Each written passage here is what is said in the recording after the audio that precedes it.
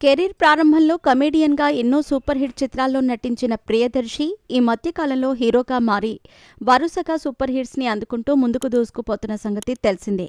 బలగం చిత్రంతో భారీ బ్లాక్ బస్టర్ని అందుకున్న ఈ హీరో ఈ ఏడాది ఆరంభంలో కోర్టు చిత్రంతో మరో భారీ బ్లాక్ బస్టర్ని తన ఖాతాలో వేసుకున్నాడు.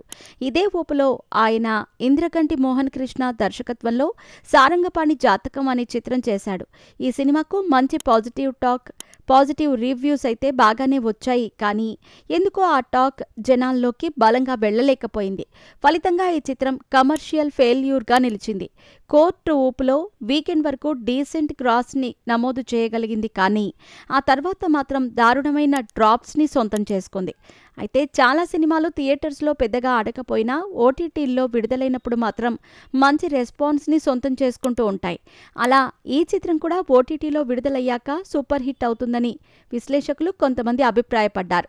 అనేక మంది మూవీ లవర్స్ ఈ సినిమా ఓటీటీ రిలీజ్ కోసం ఆతృతగా ఎదురుచూశారు కూడా. అలా ఎదురుచూసిన వాళ్లకు ఇప్పుడు ఒక శుభవార్త. ఈ చిత్రాన్ని 23వ తేదీన అంటే ఈ రోజే అర్ధరాత్రి నుండి అమెజాన్ ప్రైమ్ వీడియోలో స్ట్రీమింగ్ కానుంది. థియేటర్స్లో చతికిల పడిన ఈ సినిమా కనీసం ఓటీటీ రిలీజ్లో అయినా మంచి రెస్పాన్స్ని సొంతం చేసుకుంటుందో లేదో చూడాలి.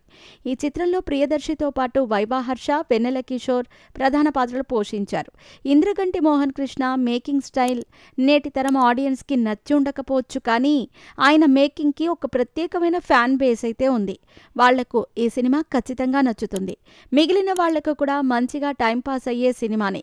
ఇలాగో ఈ వీకెండ్ కొత్త సినిమాలేవి థియేటర్స్లోకి రాలేదు కాబట్టి వారం మొత్తం కష్టపడి పనిచేసి వీకెండ్లో చేసి ఓటీటీ సినిమాలు చూడాలి అనుకునే వాళ్లకు ఈ చిత్రం ఒక బెస్ట్ చాయిస్ అని చెప్పాలి. చూసి ఎంజాయ్ చేయండి.